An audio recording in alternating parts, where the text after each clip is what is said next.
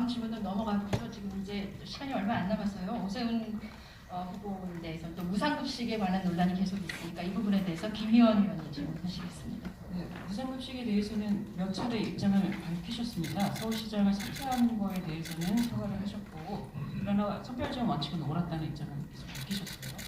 그런데 저는 그런 그 원칙적인 거를 주장하시는 것에 대해서는 충분히 존중을 해야 한다고 생각합니다만은 10년 전 상황을 보면 사실 서울시 의회와 그 당시 시장님이셨던 오 후보 간에 협의가 상당히 근접해 있었고 1, 2학년부터 그 무상급식을 하자는 그 안을 실행하지 않을 이유가 별로 없었던 것 같은데 그거를 결국은 당이 만류하는 상황에서도 시장들을 걸고 주민투표를 붙인 것은 결국은 보수 정치인으로서 자기 정치를 한 게 아니냐 이런 시각이 좀 많습니다. 장소가 많이 더운데 상의 좀 탈의하고 해도 될까요? 그러시죠. 이 질문 때문에 열받는 건 아닙니다. 아까부터 더웠습니다. 네, 이 논란 정말 저한테는 크게 후회가 되는 대목입니다. 최대한 간단히 설명드리겠습니다. 사실 이 무상급식 이거 하나로 끝난 문제였다면 제가 그때 그렇게 정치적인 명운을 걸고까지 저지하는 입장은 아니었을 겁니다. 지금 질문해 주신 그 내용대로 협의가 굉장히 오랫동안 지속이 됐는데요. 잘못 알고 계신 부분은요. 저는 처음에 중위소득부터 시작을 해서 그때 제 기억에 상위 70%인가 80%까지 양보를 했습니다. 다시 말해서 최상위 20%나 30%만 주지 말자. 이 돈이 있으면 그 돈은 그 밑에 중위소득 이하 가정의 자제분들 공교육 강화에 쓰자.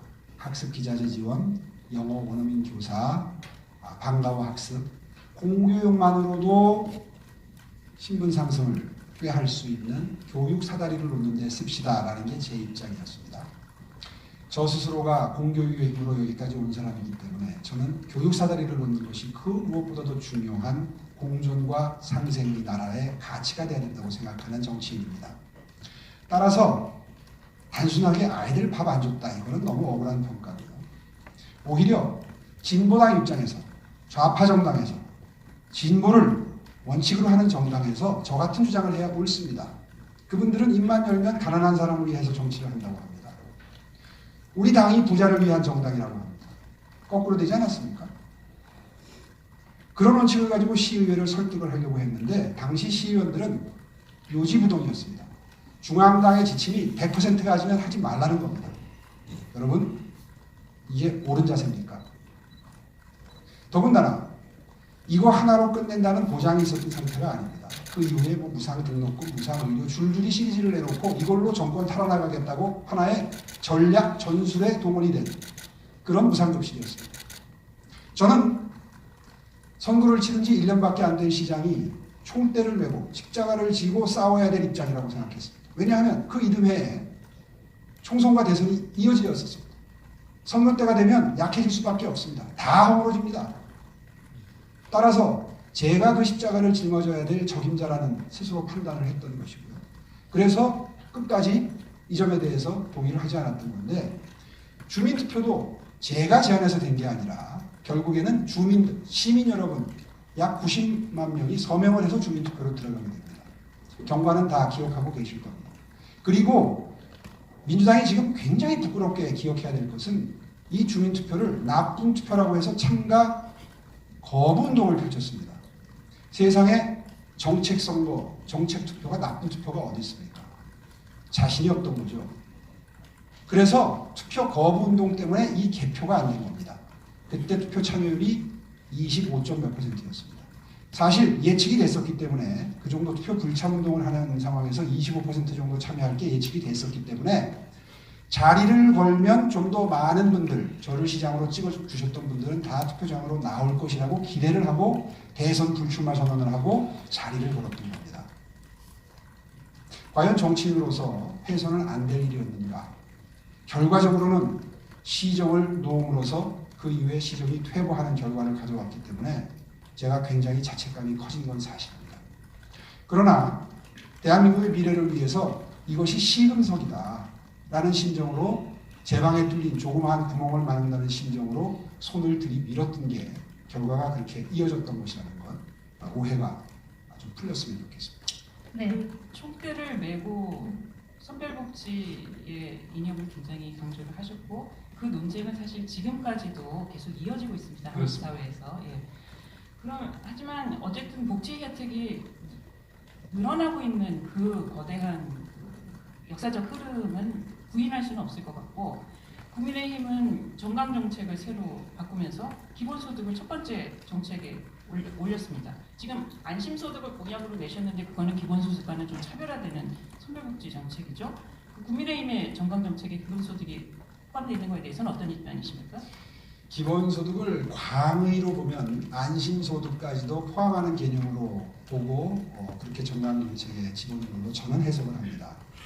사실 기본소득이라는 것은 소득 계층과 무관하게 똑같은 액수를 무차별적으로 지급하는 그런 시스템이기 때문에요. 실현하기가 사실상 불가능에 가깝습니다.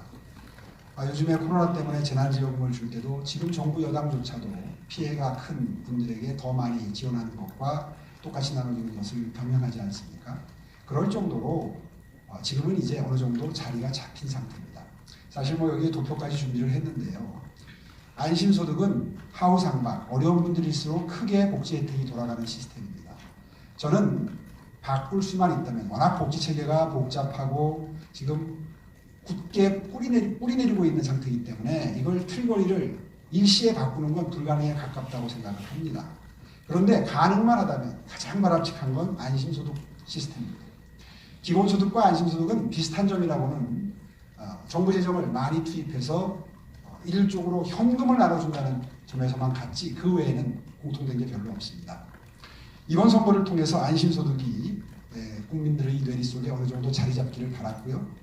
그래서 굳이 1년짜리 시장이 3년 동안 시범사업을 하겠다는 공약을 넣었습니다. 이 논쟁이 꾸준히 경기도의 기본소득과 서울시의 안심소득이 꾸준히 국민들께 홍보가 되고 이해가 된다면 아마 국민 여러분들도 어느 시스템이 더 대한민국의 미래를 위해서 도움이 되는 복지 시스템인지 아마 충분히 이해하고 평가를 해주실 거라고 저는 그렇게 예측을 합니다. 이번 선거의 원인에 대해서 한번 네, 두 가지 네. 질문을 드려보겠습니다. 이번 보궐선거가 박원순 전 시장의 성비로 시작됐습니다. 그렇지만 사실 성비 문제는 꼭 여야의 문제라고 볼 수도 없고 서울시장 권한이 과도하게 비대한 데 비해 견제장치가 없어서 발생했다. 이런 지적의 목소리도 있습니다. 이처럼 과도한 서울시장의 권한의 문제, 어떤 대책을 갖고 있는지 첫 번째 질문이고요. 두 번째는 지난 10년간 서울시를 이끌었던 박원순 전 시장의 공로와 과오, 공과를 평가하신다면 어떻게 하시겠습니까? 예, 첫 번째 질문은 이번에 당선되는 시장은 약체 시장입니다. 제가 당선되는 걸 전제로 해서 말씀을 드리면 아시다시피 시의회 90% 이상은 민주당이죠. 시의회 때문에 꼼짝달싹 못하고 아마 교착 상태로 빠지는 일들도 등장을 하게 될 겁니다. 또 25개 구청 중에 24개 구청장님이 민주당 소속이십니다. 이런 상태에서 과도하게 비대화된 서울시장의 권력을 고민하는 것은 조금은 좀 시기상조라는 생각이 듭니다. 이번 사례의 경우에는 박원순 시장의 경우에는 10년 정도 지속되다 보니까 생긴 한마디로 말해서 권력 집중으로 생긴 그런 제어되지 않는 권력의 불행이었던 거죠. 그 정도로 답변을 드리고요. 박원순 시장의 공과 사실 철학을 달리하기 때문에 잘못한 거 지적하면 한도 끝도 없습니다. 하나만 지적을 하자면 교통사각지대를 해소하기 위한 경전철 사업, 제가 7개 노선 시작해놓고 나온 사업이 있는데 이걸 전부 처음에 취임 초에 전혀 고민도 없이 공부도 없이 취소를 했던 겁니다. 서울의 지하철 시스템은 매우 우수합니다. 그런데 교통사각지대에 경전철까지 놓게 되면 정말 훌륭한 대중교통 시스템이 됩니다. 이걸 전부 대책 없이 취소를 했다가 한 3, 4년 흐른 후에 깨달은 거죠. 이거 큰 실수했구나. 다시 발표했던 것. 이런 식의 행태가 도시, 건축 모든 분야에서 일어났습니다. 이거 전부 잘못한 겁니다. 전임 시장이 시작한 게 시장이 시작한 게 아니거든요. 서울시에서 하는 겁니다. 따라서 들어왔으면 겸손한 마음으로 왜 했는지, 이 사업의 필요성은 뭔지, 부작용은 뭔지 적어도 몇 달은 공부를 하고 판단했으면 좋았을 텐데 처음에 야당 입장에서 공약했던 것을 그대로 밀어붙여서 실행하다 보니까 생긴 엄청난 세금의 낭비, 시민의 불편을 초래해놓고도 지금 책임을 못 지는 위치가 되신 것은 참으로 뼈아프다고 생각합니다. 공과를 말씀하시는데요. 사실 제 입장에서는 공이라고 말씀드리기보다도 계승을 해야 되겠다라고 평가할 만한 사업들이 있습니다. 너무 많은 재원이 투입이 돼 있어서 후임시장이 들어가서 뒤집으면 오히려 행정의 연속성을 해할 수 있는 사업의 경우에는 비록 저와 철학은 달리하지만 계속해서 하겠다는 게 제가 출마 선언부터 강조를 했습니다.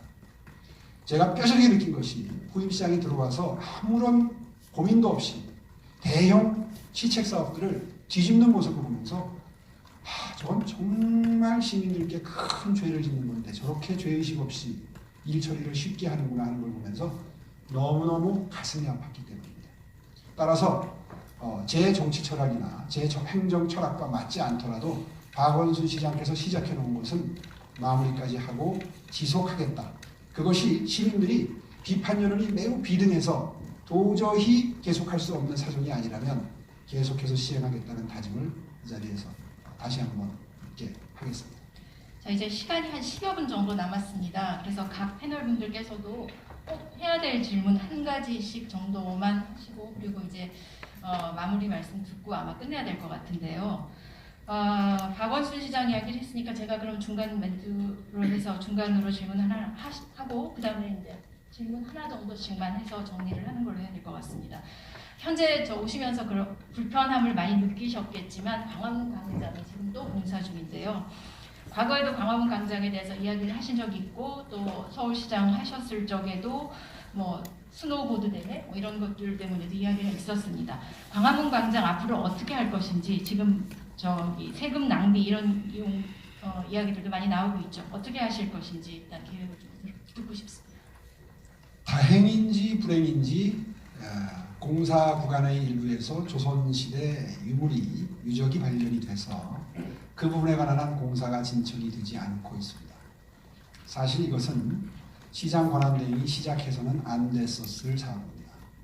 광화문 광장을 중앙에서 편측으로 중심축으로 옮기는 것은 한 건축가의 노역입니다. 승효상 건축가 실명을 거론해도 좋습니다. 이분이 서울시의 건축 행정에 지대한 박원순 시장의 사실상 건축 멘토 역할을 하시는 분인데 이분의 개인적인 욕심입니다. 처음에 광화문 광장을 만들 때에 중앙안과 편측안을 놓고 경론이 있었습니다. 여론조사도 했고 전문가 패널 조사도 했고 여러 의견 수렴 과정을 거쳐서 편측안보다는 중앙안이 압도적인 다수로 지지를 받고 통과가 돼서 지금의 형태가 만들어진 겁니다. 그런데 이승효상 건축가가 서울시장 보조하는 역할을 할 때에는 이게 이제 만들어진 지 얼마 안 됐으니까 자기도 양심상 손을 못 댔겠죠. 그러다가 이게 한 10년 정도가 되니까 그 틈을 타서 문재인 정부에 또 학연이 있습니다. 문재인 대통령과. 그리고 국가 건축에도 영향을 미치는 중요한 자리에도 또 취임을 했었습니다. 그 영향력을 이용해서 지금 서울시장 권한대행에게 영향력을 행사했을 거라고 저는 추측을 합니다. 지금 권한대행을 맡고 계신 분의 인품으로 보아서 또 제가 보았던 행정 스타일로 보아서 이러한 무리한 공사 착공을 할 분은 아니었던 걸로 저는 기억을 합니다. 그렇기 때문에 더더군다나 한 건축가의 노역이 뒤에 그림자처럼 있다는 그런 짐작을 제가 하게 됩니다. 물론 틀릴 수도 있습니다. 어쨌든 이분은 대한민국 수도 서울의 한가운데 있는 광장을 자기 뜻대로 바꾸고 싶었던 겁니다. 옳지 않죠. 정당하지 않습니다. 동의할 수 없습니다. 그런데 제가 아까 말씀드린 것처럼 잘못된 것이라도 일단 시작이 됐으면 존중한다는 저의 이 자제력과 그리고 행정에 대한 존중의 마음 때문에 갈등 중입니다. 오늘은 거기까지만 말씀드리겠습니다. 예. 네, 이어서 다음 질문 누가 하시겠습니까? 제가 간단한 질문 하나 드리겠습니다. 환경 분야 질문인데 코로나 사태 다 아시겠지만 이제 코로나 사태로 음식물이나 성품을 집으로 택배시켜서 소비하는 소비자들이 굉장히 늘어나서 포장재 쓰레기 같은 게 굉장히 걱정하고 있습니다. 다 아시겠죠? 근데 그 쓰레기 문제 관련해가지고 서울시를 쓰레기를 인천 수도권 매립지로 보내서 소화를 하고 있는데 인천시에서는 더 이상 서울 시민들 쓰레기 못 받겠다는 얘기를 하고 있는 상황인데 시장님, 후보님의 그 다른 인터뷰를 보니까 인천시와 협의하겠다는 말만 반복을 하시던데 그게 아니라 좀 종합적인 마스터 플랜을 좀 세워야 될 때가 아닌가 싶습니다. 왜냐하면 서울시에는 뭐 메리트가 없다고 하지만 예를 들어서 뭐 제가 알기로는 기술 발전 때문에 쓰레기 소각장 같은 데서 유독가스 같은 게 많이 줄었다고 합니다. 선진국에서도 뭐 그런 좀 첨단 소각장 같은 걸 도심에 많이 짓고 그러는데 그런 것까지 포함해서 좀 종합적인 플랜을 짜야 되는 거 아닌가요? 어떻게 생각하세요? 예, 맞습니다. 참 큰 난제 중의 난제입니다. 사실은 재활용이 1순위고요. 소각이 2순위입니다. 매립할 양을 최대한 줄이는 게 쓰레기 정책이 돼야 하는데 최대한 줄이고 있습니다만 최근 들어서 배달 문화가 급증하면서 다시 또 쓰레기가 늘어나고 있습니다. 사실 인천시의 박남춘 시장님께 읍소해 볼 생각입니다. 서울 시내에는 주택을 지을 땅도 없습니다. 그러니까 매립할 땅은 기본적으로 없는 것이죠. 참으로 진퇴양난입니다. 그래서 인천 시민 여러분들께 읍소를 하고 시장님께 읍소를 해서 매립지 좀 더 이용할 수 있도록 협의하는 게 1순위 해결책입니다.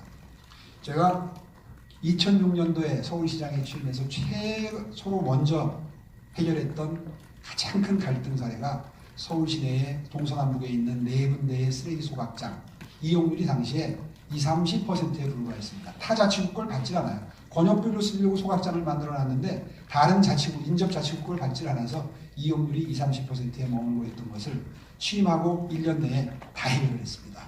갈등 해소, 모범적인 사례의 하나일 겁니다. 그랬던 그 소각장이 벌써 연한이 다 되어가고 있습니다. 소각장도 지금 충분한 게 아닙니다. 이제 연한이 다 되었으니 우리 동네에 있는 소각장을 옮기라는 민원도 지금 시작이 되고 있습니다. 따라서 소각을 한다는 것도 사실 또 쉬운 게 아닙니다. 어느 지역이든지 이런 그 시설에 대해서는 아주 비판적이고 공격적인 여론이 비등하기 때문에 이런 문제 해결하라고 행정 능력이 있는 시장이 필요한 겁니다. 제가 4개의 소각장 당시에 모두 가동률을 제대로 올렸던 것처럼 그래서 모든 자치구에 쓰레기가 들어갈 수 있도록 처리했던 것처럼 이번에도 들어가서 그 갈등 관리 능력을 발휘해서 어떻게든 해결해 보겠습니다. 지금 청사진을 말씀드리는 것 저는 무의미하다고 생각합니다. 들어가서 현실을 정확히 파악해보고 관련 공무원들의 설명도 들어 방안을 마련하도록 하겠습니다. 다음 질문은 제가 좀 드리겠습니다. 단일화 상대였던 안철수 국민의당 대표와 서울시를 공동 운영하겠다라는 계획을 말씀을 하시는 적이 있습니다. 근데 이게 어떤 방식으로 되는 건지, 어떤 직책을 맡기는 것인지 그게 좀 궁금해서 구상이 있으시면 좀 말씀을 해주시면 좋고요. 안 대표가 합당이나 입당을 하지 않아도 이게 추진이 되는 건지 또 나중에 안 대표가 대선에 출마할 경우 협력 관계는 어떻게 되는지도 말씀해 주시면 고맙겠습니다. 예, 한마디로 말해서 무슨 바터를 한 게 아니냐, 거래를 한 게 아니냐 이런 취지의 질문이신 것 같습니다. 공동 운영은 철학을 같이 하고 정책을 같이 하면 자연스럽게 이루어질 수도 있는 시정 운영 형태입니다. 독일의 연립정부가 매우 성공적입니다. 독일의 통일도 그리고 독일의 라인강의 기적도 연립정부로부터 가능했습니다. 저와 안철수 후보가 만날 때마다 두 손을 굳게 잡고 약속한 게 있습니다. 우리 둘 다 새정치의 대명사였다. 우리가 진짜 이제 새정치를 해야 될 세대가 된 것 같다. 새정치 한번 보여드리자. 아마 놀라실 겁니다. 서울시를 어떻게 운영하는지 보여드리겠습니다. 결코 자리 나눠먹기 수준에 머무는 공동경영이 아닙니다. 철학과 원칙을 함께하고 정책을 공유하고 정책을 계속 조율해가면서 정기적으로 만나서 서울시의 경영에 대해서 논의하는 모습도 보시게 될 겁니다.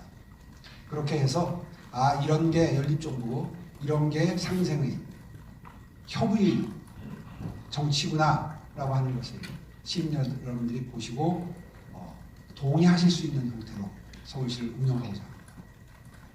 예, 제가 질문드리겠습니다. 그 후보께서 선거 과정에서 문재인 대통령을 중증 치매 환자라고 표현해서 많은 비판을 받으셨는데요.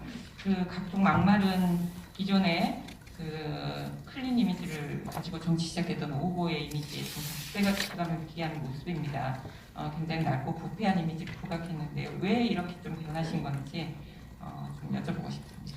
예, 정확히 말씀드리면 이번 선거 기간에 드렸던 표현이 아니고요. 예. 작년인가 재작년에 광화문 광장에서 연일 조국 사태 때 분노한 서울 시민들이 모여서 많은 집회를 했죠. 그때 우리 당도 매 주말마다 집회를 했는데 그때 어느 집회에선가 제가 연설을 그리 많이 한 편은 아닌데 당에서도 한두 번 했고 아마 다른 집회에서도 했는데 그때 분노했던 마음을 이렇게 표현을 했습니다.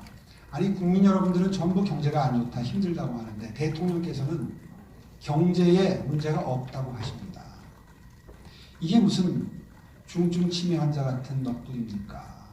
이런 표현을 썼던 게 기억이 납니다.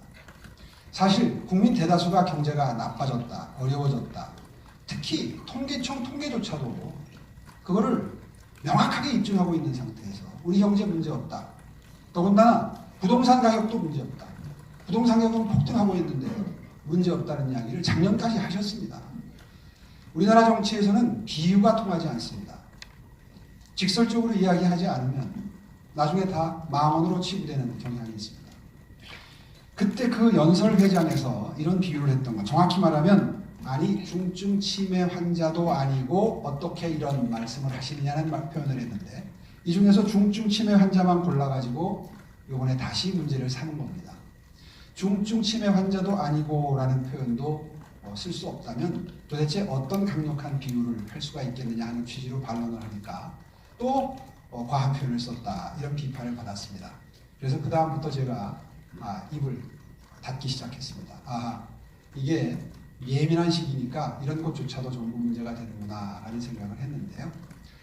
사실 이 표현보다도 문재인 대통령께서 더 가슴 아프게 받아들여야 되는 것은 독재자 문재인이라는 표현은 굉장히 흔히 쓰이는데 이건 망언이라고 아무도 기사를 안 씁니다. 그런데 오히려 독재자 문재인이라는 표현을 더 가슴 아프게 받아들이셔야 됩니다. 야당을 야당으로 인정하지 않고 많은 의석수를 바탕으로 해서 일방적으로 모든 법안과 정책을 밀어붙이고 있는 지금 문재인 정부와 민주당의 행태는 독재적 행태지요. 비유하지 않겠습니다. 국민 감정과 국민들의 평가와 국민들의 상황과 동떨어진 인식을 갖고 있는 대통령을 보면서 정말 가슴이 아프고 그리고 분노한 마음에 나왔던 비유적 표현이었다. 이렇게 설명을 드리겠고요. 이 시간 이후로 그런 표현 쓰지 않겠습니다. 저도 질문을 하나 드리고 싶습니다. 오보님의 가장 큰 장점이라고 하면은 시행착오를 많이 겪으셨고 그로 인한 실패 노트를 많이 갖고 있을 거라고 생각합니다. 근데 문제는 1년짜리 시장이기 때문에 시간이 없다는 것이 있습니다. 1년이 지난 후에 나는 이것은 했다. 내가 제일 중점을 두고 가장 먼저 추진할 정책도 좋고 그런 게 있으시면 말씀해 주시죠. 예, 들어가자마자 해야 될 일은 우리 사회에서 어렵고 뭔가 도움이 필요하고 절실한 분들 만나 뵙고 말씀 듣는 겁니다. 사실 제가 가장 후회가 되는 것은 5년 동안 일을 하던 시절에 저는 세계 1등 경쟁력의 도시를 만들겠다는 목표에 미쳐 있었습니다. 지금 여러분이 보고 계시는 서울시의 모든 변화, 바로 그런 목표 덕분에 이루었던 변화입니다. 물론 업적은 굉장히 많이 쌓을 수 있었지만 그동안 10년 동안 평범한 시민으로 돌아와서 지켜봤던 서울시의 시정은 정말 어려운 사람들을 보듬고 챙기고 그리고 그분들을 위한 행정인가를 계속 방문하게 하는 그런 일상의 연속이었습니다. 시간이 없기 때문에 다 예를 들어 설명드리지 못하지만 지금도 혹독한 한파 속에서 한겨울에 식당과 뒷골목을 밤 11시쯤 걸어보면 그 시간에 구루마를 끌고 폐지를 줍는 할머니들을 어렵지 않게 볼 수 있습니다. 저는 그런 분들을 위한 시장이 되려고 합니다. 제가 달라질 게 있다면 지난 5년 동안은 머리로 일을 했지만 이제 가슴으로 일을 하려고 합니다. 제가 이런 분들을, 어려운 분들, 필요한 분들, 절실한 분들을 업무 시간의 절반을 할애해서 만나겠다라고 하는 약속을 반복적으로 드리고 있는데 선거 기간이니까 이런 이야기를 하는구나 라고 생각하는 분들이 아마 대다수이실 겁니다. 지켜봐 주십시오. 시장이 마음을 어떻게 먹느냐에 따라서 그분들에 대한 배려와 돌봄이 달라집니다. 그리고 그분들을 도와드리는 분들에 대한 처우도 달라집니다. 거기에 취임하자마자 모든 에너지와 역량을 투입하겠습니다. 물론 코로나 전장 상황이기 때문에 코로나 피해 업종, 코로나 피해 계층, 코로나 피해를 보신 시민들께 역시 똑같은 그런 돌봄의, 배려의, 그리고 지원의 행정이 가장 우선시 될 것입니다. 네, 거의 이제 마지막 질문이 될 것 같은데 혹시 추가 질문이 있으신가요?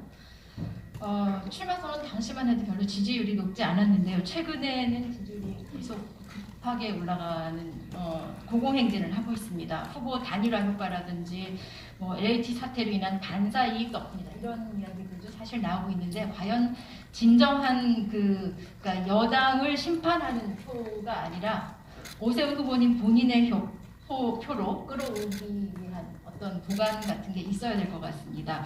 서울시장 후보로서 본인의 어떤 강점, 경쟁력 이런 것들을 마지막으로 아마 정리를 좀 해주시면 될 것 같습니다.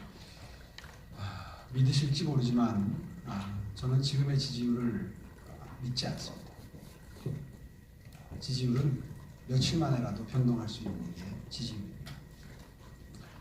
그리고 지금 혹시 저를 지지하는 시민 여러분들이 많으시다면 그것은 지난 한두 달, 두세 달 동안의 저의 행보와 단일화나 LH나 이런 것도 물론 영향을 미쳤겠지만 정치인 오세훈의 정치적 궤적, 지난 10여 년 동안 정치를 일선에서 현장에서 하지 못하는 시절에 제가 걸어왔던 궤적을 유심히 살펴본 그 판단의 결과도 분명히 중요한 한 축을 이루고 있을 것이라고 생각을 합니다.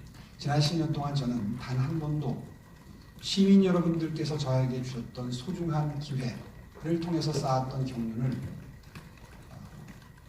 낭비하지 않기 위해서, 버려지지 않기 위해서 끊임없이 갈고 닦았습니다. 심지어는 남들이 가지 않는 아프리카와 중남미까지 가서 시정 자문과 그 나라 시청에 장려하는 겁니다. 이런 걸 하면서 또 선진국의 발전된 시스템을 보러 가서 영국 같은 나라에도 가보고 중국 같은 나라에도 가보고 또 국내에 들어와서 4차 산업혁명에 가장 필요한 인재들을 길러내는 융합대학원이죠. 고려대학교 기술경영전문대학원에서 8학기, 9학기를 제가 매 학기마다 정책과 미래라는 주제로 기술진흥과 경영진흥을 어떻게 융합시키는가를 공부를 했습니다. 책을 냈고요, 강연을 했고요, 유튜브에서 설명을 드렸습니다. 이런 것들이 모두 모이고 쌓인 평가 결과라고 저는 생각을 합니다. 아마 그 높은 지지율은 아마 기대치일 것이라고 생각을 하고요. 기대에 못 미치면 바로 풍선에서 바람 빠지듯이 곤두박질 칠 수도 있는 지지율이라고 저는 생각을 합니다. 특히나 이번 선거는 조직선거가 기승을 부릴 겁니다. 민주당은 관건선거, 금권선거, 흑색선전을 정말 유감없이 총동원하고 있습니다. 이런 상황에서 지금의 지지율이 무슨 의미가 있을까 하는 조심스러운 마음으로 선거에 임하겠습니다. 네, 이제 토론회를 끝낼 시간이 된 것 같습니다. 오랜 시간 다들 고생 많으셨습니다. 오늘 토론회가 유권자들의 선택에 도움이 되셨으면 합니다. 중계팀들도 고생하셨고요. 현장에서 지켜봐 주신 패널분들 그리고 취재해 주신 취재 기자분들 다들 고생하셨습니다. 관훈 토론회 마치겠습니다. 감사합니다. 고맙습니다. 수고하셨습니다.